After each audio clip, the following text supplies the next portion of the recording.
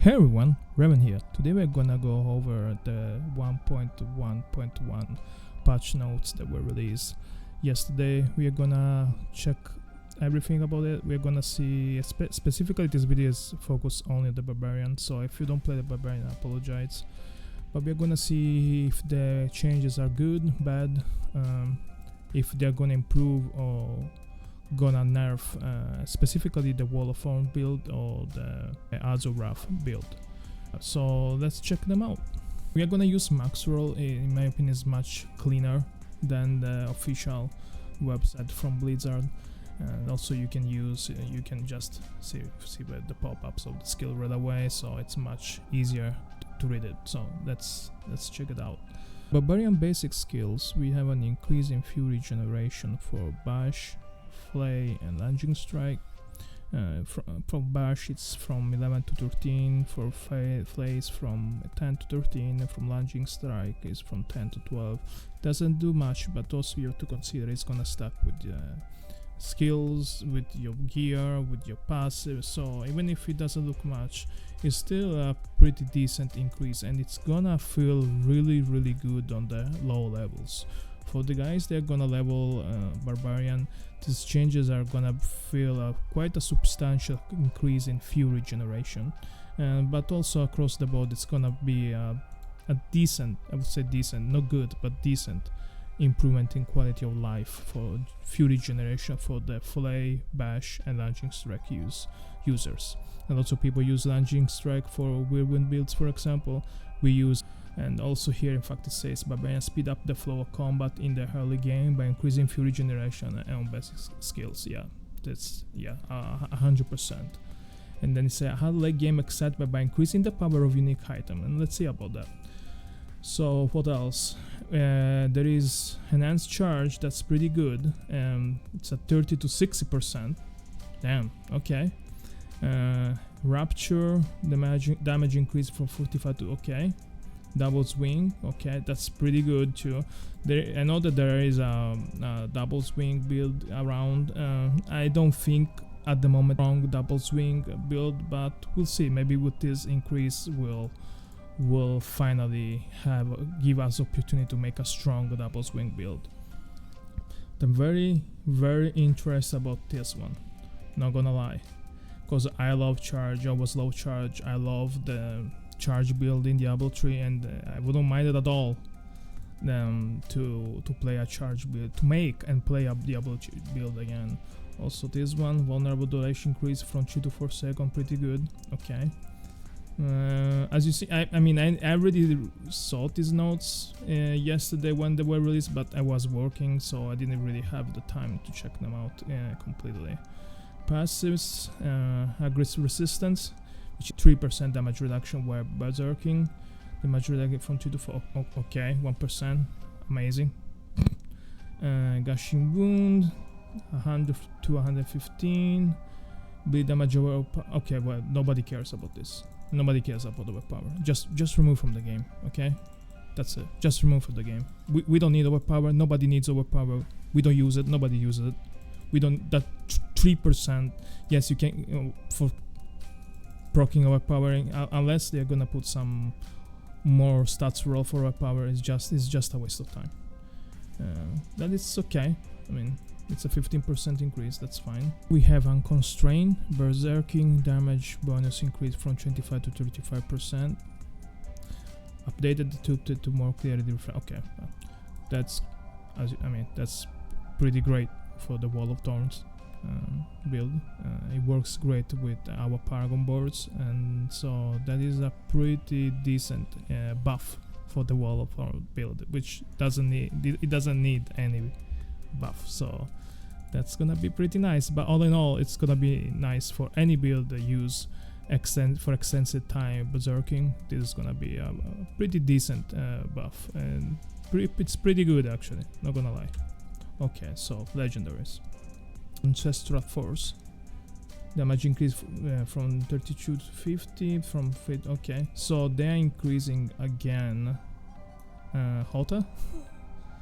Okay, so they nerfed and fixed quota to the ground, and now they are buffing Hota again. That's interesting. I don't know what to say about that. Also, this is a kinda gonna suck for the console players, especially all console players, the one that use controller.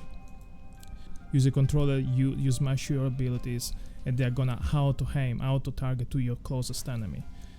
But with that, now with this buff, what it means now is that you want to not hit your target. You wanna miss them, hit the ground, so you create the wave and then hit and make it as proc. So that is gonna suck for the control players. Okay, we have an increase on our Death Wish aspect for our Wall of Thorns from 0.5, 0.75 to 0.65 to 0.85. That's pretty good. It's not massive, but also you have to consider that there are the rings, the gear, the stats, everything multiplies. So even if it looks a tiny bit to increase, you always have to remember everything multiplies and stack together. So it's gonna be decent. It's gonna be pretty good. Aspect to Relenting Fury, Curse Key to Refund. Okay, that's not bad. Ancestral Charge. Oh, okay. So we have another buff to charge. Yep. Charge call for Ancients who also charge. It's gonna be from 50 to 100 to 75 to 125. Okay, guys. Okay, this looks like we are gonna make a charge build. Damage increase. Okay, we have Burning Rays. We also use this for the Wall of Thorns. Pretty good. Damage okay, but unspellable Kados. Damage reduction 1 in Earthquake increase from 515 to 15 to 25. Okay, that's pretty good. Damage bonus increase for the Earthquake aspect from 515 to 1525. Okay. So there is also a buff for Earthquake builds. I don't know if anything can be made for Earthquakes, but that's pretty good. Uniques, Field of Crimson, damage increase, 18, 0.18, 0.34, 0.22, 0.38, okay. Damage that enemies that take standing impulse increase from 15 to 20, okay. Oh, that one. Rupture cooldown reduction affix. Replay with bonus critical damage. So we lose the cooldown reduction? Damn. Okay, that's a nerf for Fizzle Grip. Okay. I don't know what to say about that one. To me, that's pretty much a rip for the Rupture build. I mean, reducing as much as possible the cooldown for Rupture was paramount for the build, so I don't know if the build would be able to survive after that one, after that change. Let me know, guys. Well, especially I don't really play Rupture, so let me know if any of you play the Rupture build, if you think this is pretty much a rip for the Rupture build. Hellhammer, damage increase, burning increase, burning duration increase from 3 to 4. Wow, 1 second, thanks.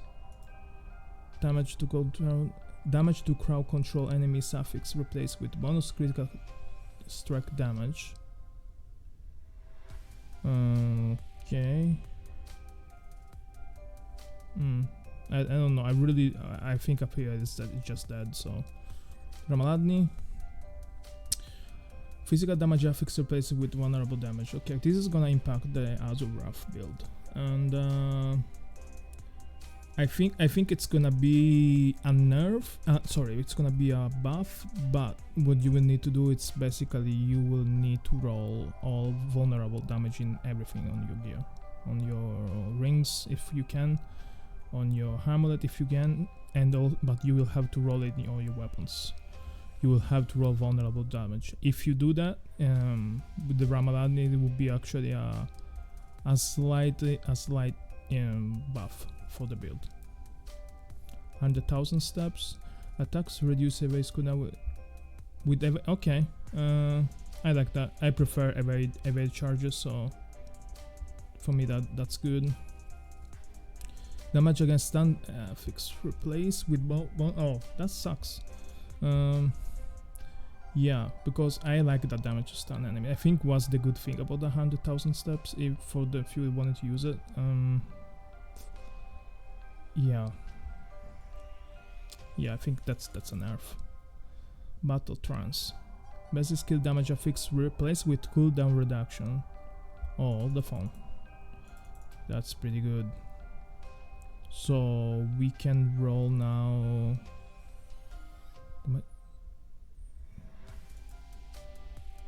Okay, Battle Trance. Basic skill damage affix replaced with cooldown reduction. Wait, that's pretty damn good. Yeah, because if you tell me we can roll now cooldown reduction, but how much? Because if we can roll cooldown reduction up to 39.5%, that amulet might become pretty nutty. Especially if you can combine Frenzy with a charge build and reduce dramatically the cooldown for our charges. That can be pretty good in combination with a charge for a charge build. Bonus attack speed while the skill increase from 10-20 to 35 to 45. Okay, that's pretty good. That might be pretty good. I think this can be used for a charge build. Okay, we skip to the skill classes. Okay, monster density. So there is an increase in monster day in Ultimate Dungeon and Hell Tide. Yeah, they already said that in the campfire. So we have a substantial increase in the health for the bosses in Nightmare Dungeons. Oh, I don't know if it's only for that one. I think that's actually for everywhere. This is gonna be quite troubling for all the Whirlwind builds. Because, as you can understand, Whirlwind, it's very strong in AoE and not that good in single target. I mean, it's okay, but this is gonna be kinda sucks for Whirlwind builds. Level 25 boss most with now had 100%. Okay, that's good. Treasure goblins now will drop. Have increased. Oh, it's not 100%. Increased legendary item draw chance from level 7 to 14 and guarantee. Okay, guarantee legendary item. Okay, that's good. Okay, that's pretty good too. Legion event. I didn't used to play them anymore. Do them anymore. Maybe now I can do them again because they were just a waste of time. We made multiple improvements on how damage and other effect interact with all active barriers. Okay, let's see. Bonus damage or bonus effect they are applied on it. When did the damage will not apply the same effect through barriers. Okay, that's pretty good. Should that remove it from the game? That would be great. Just remove it. It's cringe. It's just cringe. I don't like it. What else there is? I don't see anything. Okay, the falling item graphic have been. Oh, thank God. Resource burn. Thank God. I didn't really care for this, especially with Wall of Thorns. It's so tanky, it doesn't matter. But even this for Wall of Thorns doesn't matter because we don't really rely on resource. But yeah. Temerity. Okay. This is supposedly a buff for Temerity, but in my opinion, Temerity still sucks. And that's pretty much it. I mean, there is nothing else to say. It's still better to just use a regular legendary with damage reductions, and which is actually an increase in also in damage. It's better than Temerity. I don't use it honestly. Okay, let's see real quick. I'm gonna scroll real quick, guys. I wanna make this video as fast as possible. I'm gonna just see if I see anything important. Okay, Barbarian. Fix an issue where charge didn't carry all enemies. Oh, okay. So yeah, yes, because you usually would miss to carry some enemies. Now we'll carry all of them. Okay, that's pretty good. Okay, fix for that never happened to me. That's funny. Oh, okay. Okay, so fix an issue where the bonus critical strengthened by the Cage Heart of Focus Rage Malignant power could not be consumed before. Okay, so that's good. Oh, maybe they fix Berserk Ripping finally? If they fix Berserk Ripping, that might be a huge buff for the Barbarian. For the Bleed Barbarian, also for you, it would be good to use it for Whirlwind Barbarians. So we will see about this, because that might be really good for the Barbarian. Skip all the classes. Okay, general fixes, monsters. Let's see if we see any important fix for the hearts. I don't see. Visual Barb, money put a soda from all of the players and not just. Oh, okay, that's funny. Damn. That sounds pretty nutty. So anyway, guys, yeah, I think the changes for the Barbarian are decent. They are not enough, but it's a beginning, you know. It's first steps in the right direction. So let me know what you think. Let me know if you're happy with the changes, if you're not happy with the changes, especially for the Barbarian. But I see there are some chances for some interesting spicy charge builds. So I will work on it and see if we can make something for when the patch drops on August 8th. Yeah, let me know what you think. Write in the comment section below, and let me know what you think about these changes. If they are enough, or you still think that Blizzard has to do more, especially for the Barbarian. Thanks again, guys, and thank you for watching, and I'll see you the next time. Bye bye.